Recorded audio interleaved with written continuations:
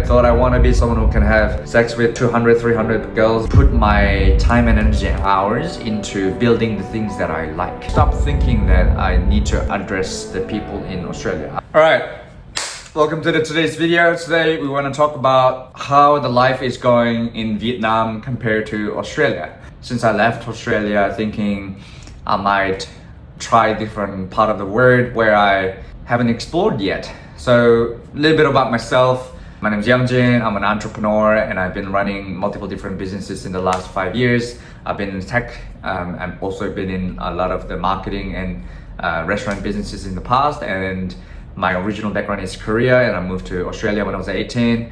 My pure goal was to adapt into Australian society, and then now after that, I help other people assimilate into the country. So it's been a year, and it's been, I would say the time flew a lot faster than Australia. I didn't think 1 year would go this fast. I guess it's combination of the businesses and all the lifestyle that comes all as a package. Where in Australia, I would say 99% of the time I'm working, and after that I am staying at home. I wouldn't go anywhere else. I used to go date. I made a lot of money, and I could go on a date. I could go on all these rides. I had nice cars and you could drive around and all that stuff, but that was not really meaningful to me at all. Like I was not finding any joy from going out to clubs and drinking and going on multiple dates and having sex with many women, and it didn't really please me at all.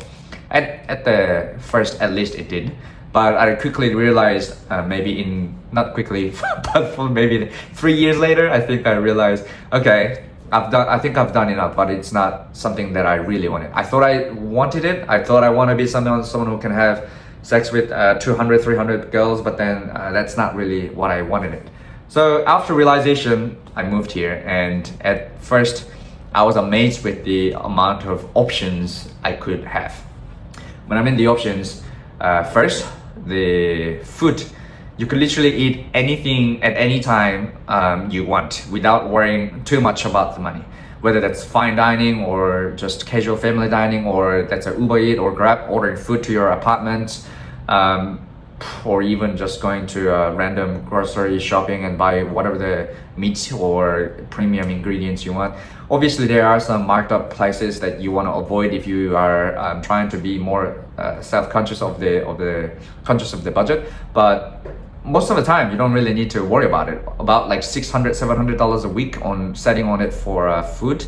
You could literally order Grab on any like restaurants without thinking about the money at all, and you could still eat like prime quality meats and good nutrition.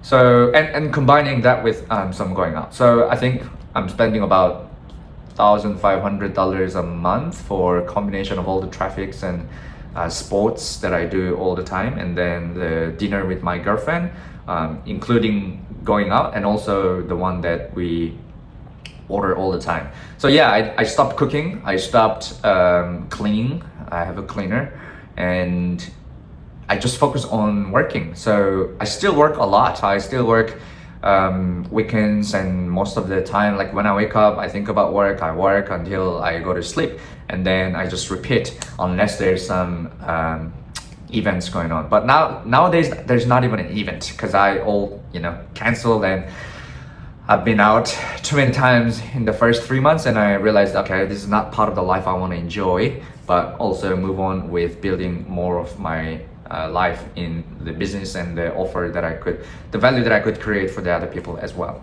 So I've been focusing a lot more on leveling up my own skill and building the financial stability and freedom, and also to help more people in the same time. So in that saying, for me, it's amazingly grateful to have time and have freedom to put my time and energy and hours into building the things that I like. I could just go on a walk and think about what I could do better for the entire life and for the world, rather than being chased by the work hours for the companies, for example. Obviously, that's a benefit of running the business, but Yeah, that's the good thing. And then the next thing is that there's so many activities you could do. The city is massive, and it's not like I do it all the time, but still I know if I want to, I can always choose to do many variety of things like painting shooting balls or go-karting or shooting range or archery or many different dinners and bars and cocktails. I used to love going out to see cocktails and fine dinings, but I think I stopped 3-4 years ago, so I don't have much urge to it, but I still occasionally go, maybe like once in 2 months, 3 months, I think. Yeah, special occasions, I like to go out and eat nice dinner and have some date with my girlfriend. Otherwise, we like to go to like good hot pot place on the weekend or Japanese place and Korean barbecue often without much of burden, to be honest. Yeah. So yeah, that's how my lifestyle is pretty much forming. I love the complex here. This apartment is literally like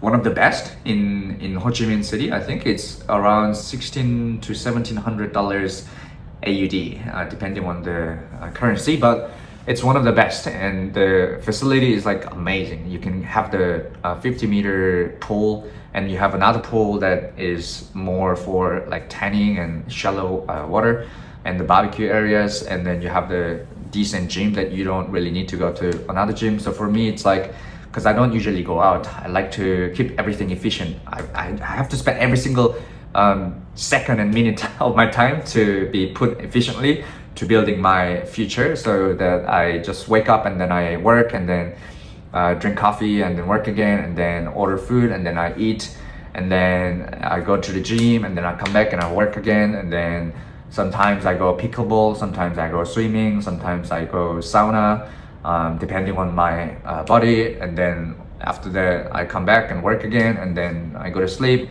and then I repeat. And then it's just the autopilot, and then I'm going on and on and on, and I cannot believe how fast the time passed in the last 1 year. Every week I realize, holy shit, it's already weekend, holy shit, it's already weekend, and it's just time passes like that. And I think it's because it's like a combination of I'm having a lot of work for my business. I have English education business, I've tried YouTube and content creations, also I have marketing, and also I'm building a perfume brand here. So combination of that plus having to spending time with my girlfriend, like quality time with my girlfriend. We often work together on our own stuff rather than going on a date all the time. We don't like to do the unmeaningful things. So yeah, that's how I literally spend my time, and sometimes I go out with the boys, and then yeah, that's about it. So yeah, I think one thing made me realize here is that you don't think the world is just within that Australia has only 20 million people, whereas here it's like 100 million. But not only just that, but thinking of the world as a bigger place for a bigger market to contribute towards. I think I stopped thinking that I need to address the people in Australia. I've always thought about that in Australia. I need to do more. I want to serve more people than just the one in Australia. But then I get to think more broadly, where there's Vietnamese people, there's other Australian, there's Korean all around the world, and there's also other English-speaking countries that I can reach out to and contribute my value and experience and mistakes and lessons, and I can share them with them. So yeah, like I get to see a broader world, and then I get to think more confident towards helping them, rather than I'm just gonna help this small niche in the small pond.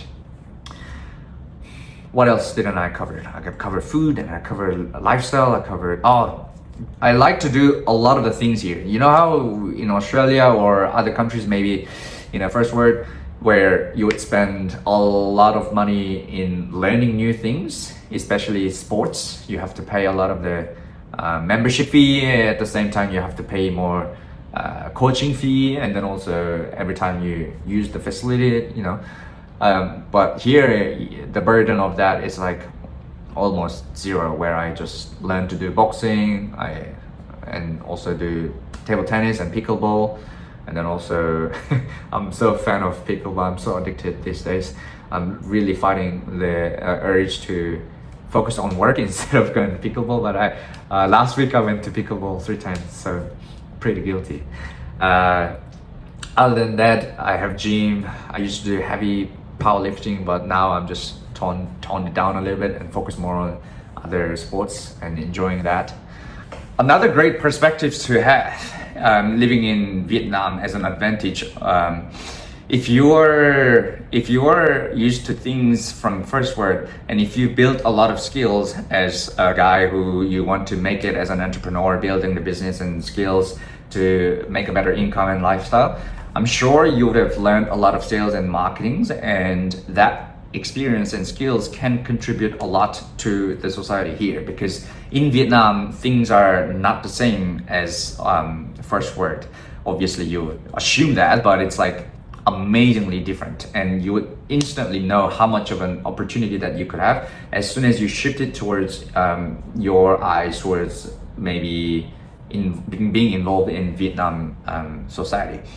For example, let's say you have a marketing skills and the sales skills that you learned from Australia, where in there what you've learned would be somewhat like known already, or it's because it's so competitive, everyone's doing the same thing, and then it's not working as much as you want unless you're in the 0.1%. And then it's very hard to make it as a business. So a lot of the time, whatever you do, it's easy to hit plateau or a very, very minimal portion of the cake you can take, unless you have more capital, unless you have good team built, unless you have a long experience.